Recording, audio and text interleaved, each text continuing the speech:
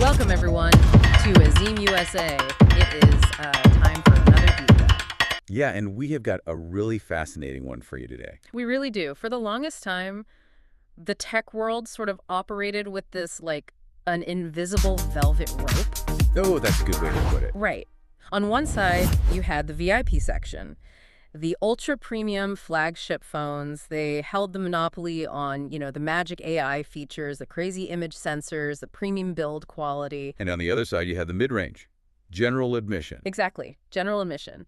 They got the job done, but you were always acutely aware of the compromises you were making to save some cash. Yeah, it was a very calculated trade-off. But looking at the trajectory over the last few product cycles, that boundary is, well, it's not just blurring anymore, it's actively dissolving. Which brings us to today's mission, but really quick, before we unpack all of this, if you're getting value out of our breakdown today, please hit those super chat and super thanks features right below the video. It's honestly the absolute best way to support the channel and keep this kind of independent tech analysis going.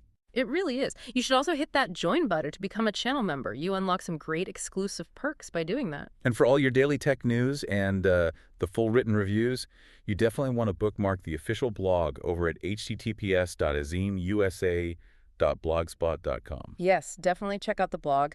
Having that companion piece is crucial today because we are analyzing a massive stack of official specifications and press releases straight from Samsung. Right, dated March 25, 2026. Yep. And the goal today is to dissect the newly unveiled Samsung Galaxy A57 5G and the Galaxy A37 5G.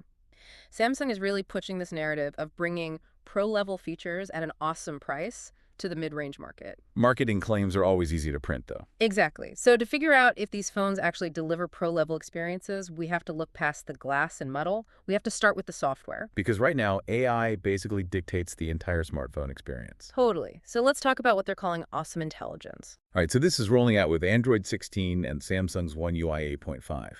And what really stands out of the documentation isn't just that they included AI, it's the sheer scope of it. They aren't just offering like a watered-down version? No, not at all. It's not some cloud-dependent leaked version of their AI tools. They are pushing comprehensive machine learning models directly onto this mid-tier silicon. Okay, let's look at voice transcription as the first example of that. You're sitting in a dense lecture or a chaotic 2-hour strategy meeting.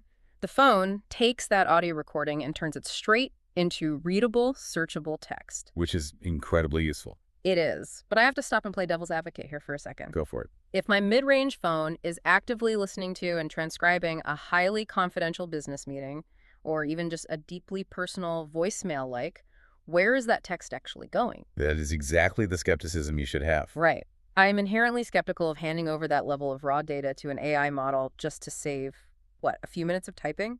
And the privacy pushback is critical. But this is where Samsung's architecture provides a very specific countermeasure. This transcription isn't just firing off raw audio to some random server farm. Okay. It is heavily integrated with Samsung Knox Vault. Which, if I remember right, is a physical hardware division, not just a software lock. Correct. Yeah, Knox Vault is a tamper-resistant subsystem. It literally has its own processor and memory, completely isolated from the main Android operating system. Oh, wow. So it's basically walled off. Exactly. When the phone processes sensitive biometrics, passwords, or localized AI tasks, it happens within that secure perimeter. So the democratization of AI here isn't just about giving you the feature. It's about giving you the flagship level security infrastructure you need to use the feature safely. Right, which makes the utility much more compelling. And we see that utility extending to the visual side, too. Like with Object Eraser. Yeah, seamlessly removing background clutter from your photos. And Circle to Search with Google. Oh, Circle to Search is fundamentally changing how we interact with information. It really is. You just circle a landmark or like a pair of shoes in an image, and it runs a simultaneous multi-item query. But the feature on the A57 that really caught my eye is Best Face. Ah, yes. Yeah. The solution to the age-old problem of trying to photograph a group of humans where someone is inevitably, blinking or looking away. I mean, we've all been there. You try to take a group photo, and it's a total disaster. Half the people have their eyes closed. Always. So Best Face utilizes a 10-second motion photo, but how is it actually fixing the image? Is it just hallucinating a smile onto my friend's face? No, and that's the crucial distinction. It is not generating a synthetic smile from scratch. Yeah. Because, as we know, AI-generated faces often fall straight into the uncanny valley. Right, they can look super creepy. Exactly. So what happens is the 10-second motion photo captures dozens of frames leading up to and immediately following the shutter press. The neural network then maps the facial landmarks of each individual in the frame.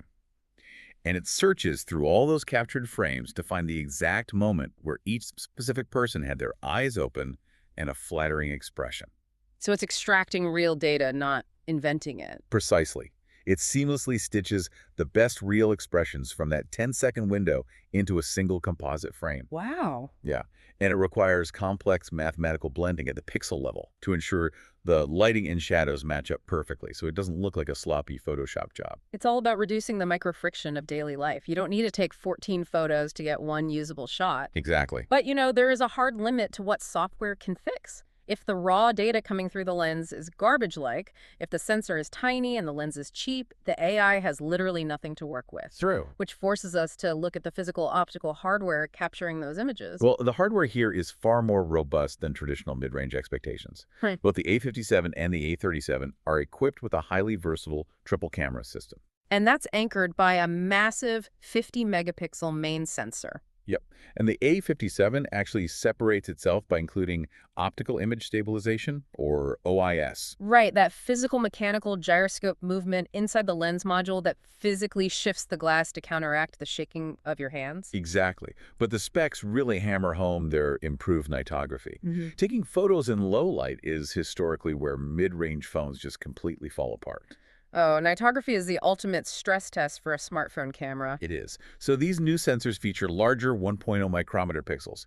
And in the realm of physics, a larger physical pixel just gathers more photons. More light equals more data. Right. But the unsung hero of low-light photography is really the image signal processor, the ISP. Let's break down the mechanics of that, because we've all tried taking a picture of our dinner in a moody, dimly lit restaurant, right? Oh, definitely. And usually you get this grainy, blurry mess that looks like static on an old television. Is this enhanced ISP essentially acting like digital night vision goggles for the lens? That's a great analogy. Basically, when the sensor is starving for light, it struggles to differentiate between actual objects and random electronic noise. That's the static you're seeing. Yeah. So the enhanced ISP doesn't just take one photo. When you press the shutter in low light, it instantly captures multiple underexposed frames in a fraction of a second. Okay, so a burst of dark photos. Yes. And then the ISP acts as this incredibly fast mathematician.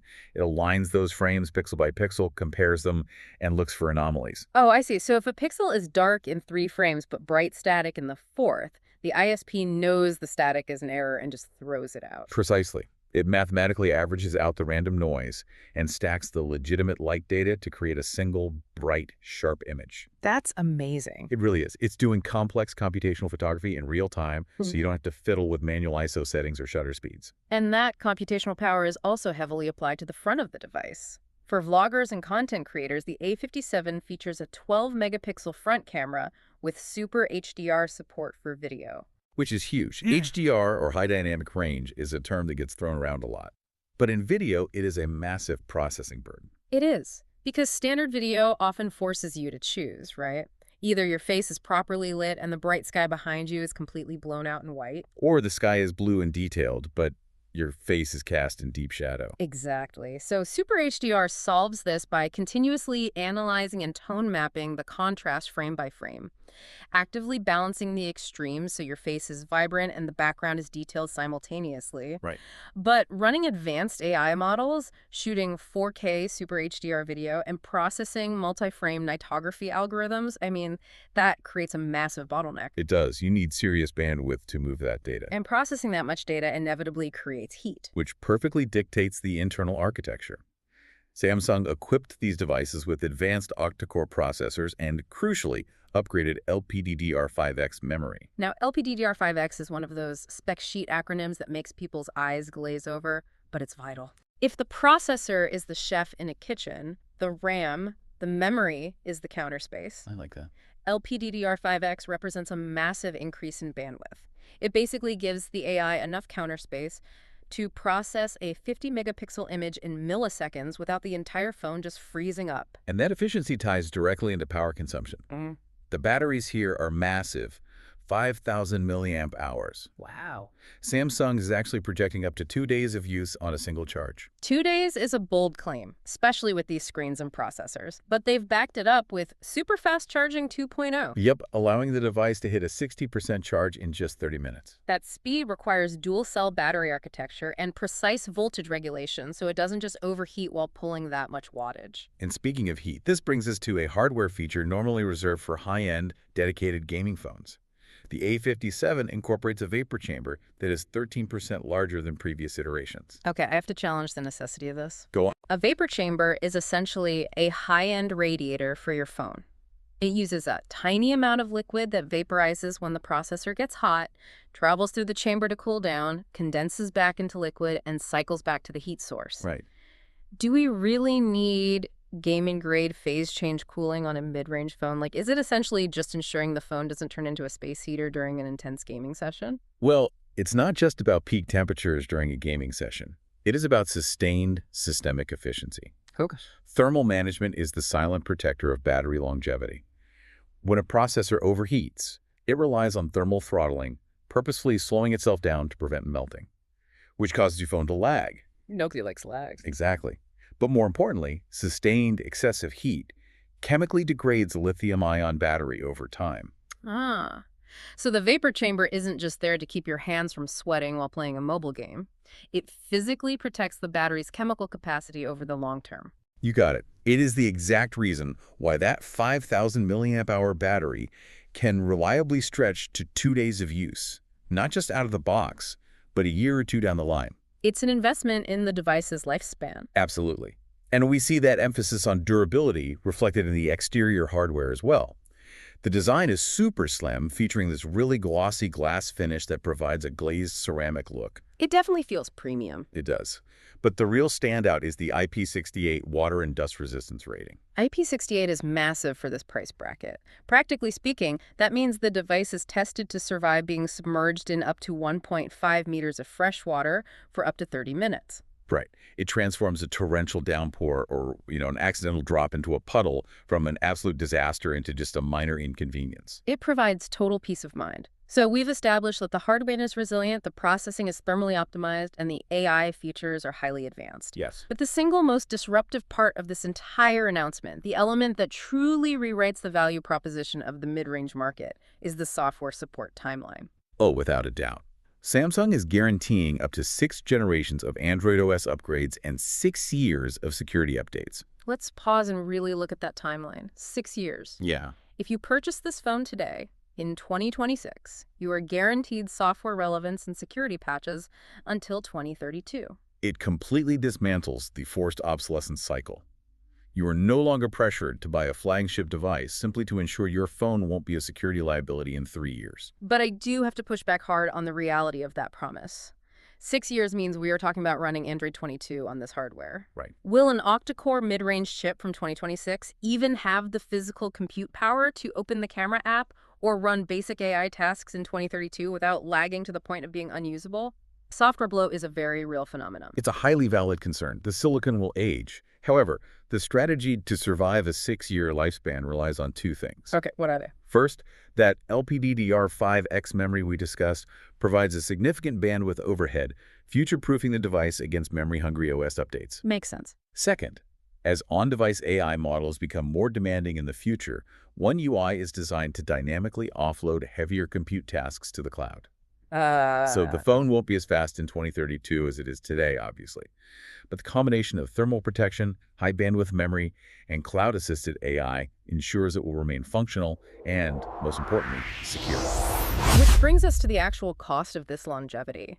Let's look at the starting prices in the Indian market to contextualize the value. Okay. The Galaxy A37 5G, specifically the robust 12 gigabytes of RAM and 256 gigabytes of storage model, starts at $52,999. Right. And the more premium Galaxy A57 5G, looking at the 8 gigabytes of RAM and 256 gigabytes of storage variant, starts at $56,999. When you apply the 6-year lifespan to those numbers, the economic math changes drastically. You are looking at a cost of ownership that breaks down to less than $10,000 a year. That's incredible. It fundamentally challenges the consumer to evaluate what they're actually paying for when they consider a flagship phone that costs twice as much. It really forces you to ask, are you paying for utility or are you just paying to stand on the other side of that velvet rope? Exactly. The paradigm has shifted. Mid-range no longer inherently implies compromise. When armed with this level of computational photography and hardware security, it simply means a highly calculated, smart investment. It is a democratization of technology that resoundingly respects the user's daily needs, their intelligence, and their financial investment. Well said. We have covered a massive amount of technological ground today, from the latent space pixel reconstruction of AI to the phase change physics of a vapor chamber. It's been a ride. It has. And now we want to hear directly from you. Looking at the AI integration, the nightography processing, and the pricing, do you plan to upgrade to the A57 or the A37? Yeah, does that unprecedented 6-year update promise sway your decision away from the flagship market? Jump down into the YouTube comments below and let us know where you stand. The community debate in the comments section often highlights use cases and perspectives we haven't even considered. It's honestly the most valuable part of the analysis. Absolutely. While you are down there, if you haven't already, please subscribe to Azeem USA and ring that notification bell so you never miss a deep dive or breaking tech update. And a final massive thank you to everyone utilizing Super Chat, sending super thanks, and joining via channel memberships. Yes, thank you. That direct support is the engine that allows us to keep producing this independent, in-depth tech content. Also, don't forget to visit https://azeemusa.blogspot.com for all your written tech news. As we wrap up, I want to leave you with a broader question to consider. We began by discussing the traditional divide between mid-tier devices and VIP flagships. Right, the velvet rope. Exactly. With mid-range phones now offering 6 years of guaranteed security, pro-level AI transcription, computational HDR video, and advanced thermal cooling. For the average consumer who simply wants a reliable, powerful daily driver, are the days of genuinely needing to purchase an ultra-premium flagship phone coming to an end. Has the velvet rope finally just been taken down entirely? It is a fascinating shift in the industry. Thank you so much for exploring it with us. We will see you on the next deep dive.